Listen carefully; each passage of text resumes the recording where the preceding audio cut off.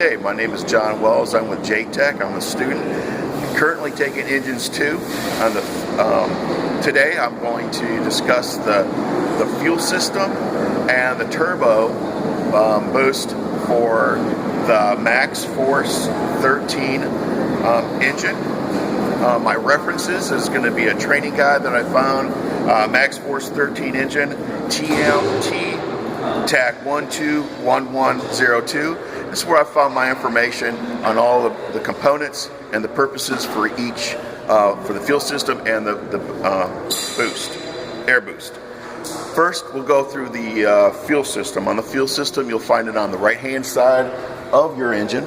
The major components we're going to be going through is going to be a low-pressure pump, a mounted primary filter, which is going to be serviceable, a high pressure pump, the rails, and the HP lines.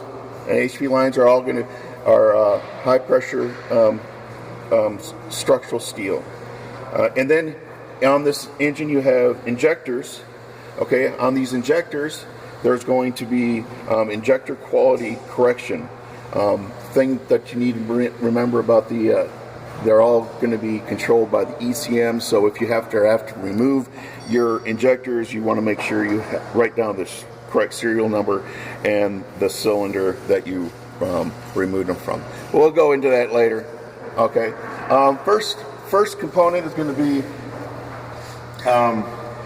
the low pressure pump.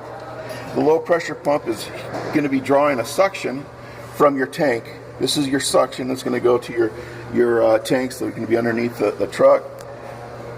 You do have a priming pump that can go up and down. This priming pump is good for cold starts and priming this fuel system. Then it goes to your primary serviceable filter, which is going to be 10 micron. It is serviceable. You remove it and by replacing the cartridge that's inside. Inside the filter element, you're going to have a water fuel detector sensor that will detect if there's too much water, and it will drain automatically. And then on the other side of the low pressure pump, you've got a 300 micron filter. See if you can see it right there on this pump. And here's your water sensor for the ECM. From there it goes to your high pressure pump. Now your high pressure pump is going on. Let me go back to your low pressure pump. Your low pressure pump is going to raise the pressure to about 130 to 135 psi. Your high pressure pump is main reason is it's going to be gear driven coming off your gear, and then it's going to be raising it up to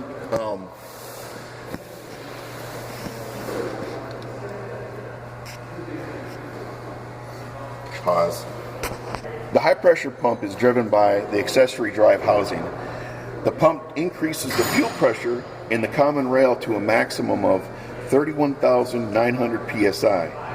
The ECM controlled the fuel pressure regulating valve is mounted on the rear of the pump and is used to regulate the rail pressure. The high pressure fuel lines are piping from the common rail. Fuel passes through the high pressure lines to the injector pipes. The injector pipes deliver fuel through the drill passages in the cylinder head to the injector. Both the high pressure line and the injector pipes are a one-time use only and will not seal if reused. So if you ever have to replace these lines or do service on them, you have to replace them. Going into the high pressure rail is mounted on the cylinder head. The rail fuel pressure sensor is located in the front of the rail.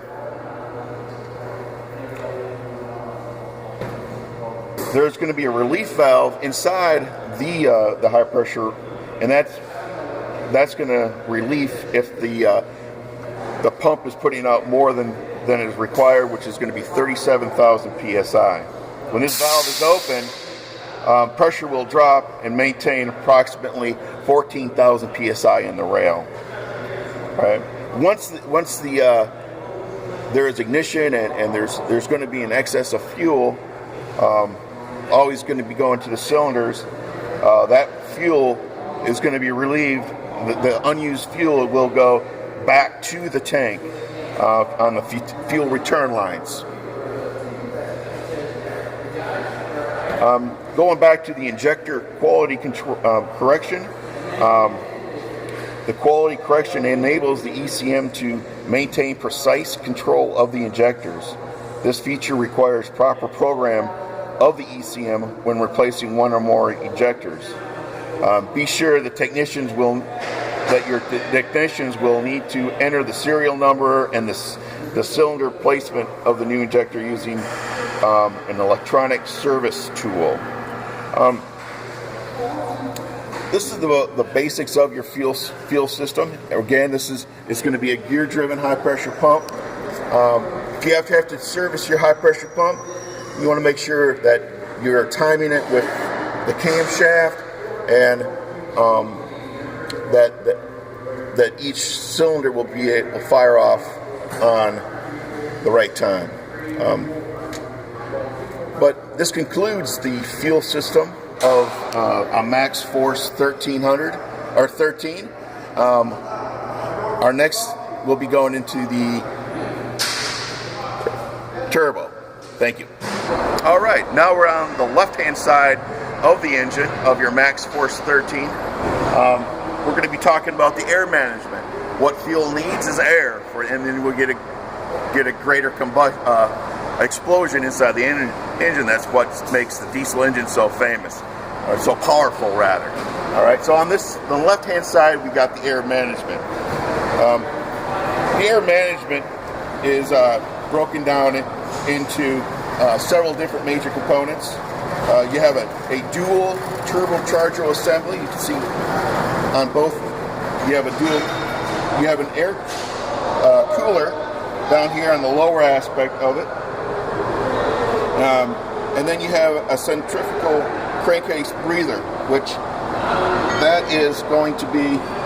I'm not sure where that's going to add, but anyways, what we're going to go into is the turbo. The system starts with an air induction and an air filter element, usually found on the top part of the engine that's not there. It will go into your low pressure turbine. Low pressure turbine is going to increase the pressure.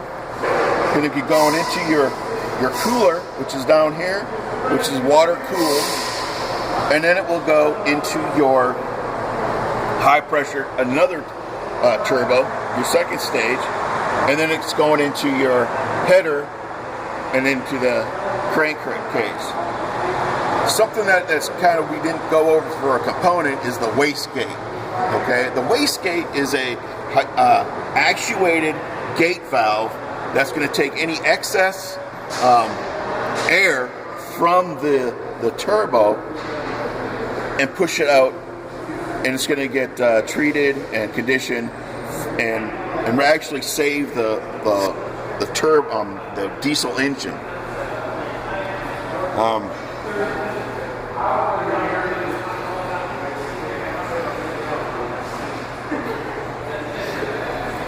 So, what do I got now? Going back to the butterfly valve, exhaust gas recirculation valve. During engine operation, the EGR flows is controlled by the ECM according to multiple inputs, which include the engine load, the coolant temperature, the manifold temperature, the boost pressure, and the oxygen level in the exhaust. When the EGR flow is required, the ECM command and the EGR valve will open, allowing exhaust gases to flow through the cooler. So now we're back. So it's going to allow all those hot gases through the cooler, and it's going to cool it down. The EGR valve assembly is located in the rear of the cooler. The assembly consists of a motor, 8 butterfly valve, and a sensor.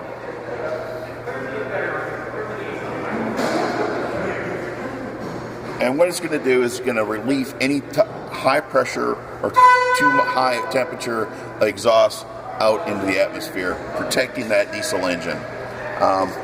There's many inputs to the wastegate or the EGR, but in a sense, the main purpose of your dual stage turbo is to increase the volume of air going into the engine for bigger explosion, more compression, which means more power on the diesel engine. Thank you for reviewing my YouTube video on fuel system and the turbo boost of the Max Force 13 engine. Again, I have my references in the beginning of the video. If you would like to check them, feel free to. And this concludes my YouTube video.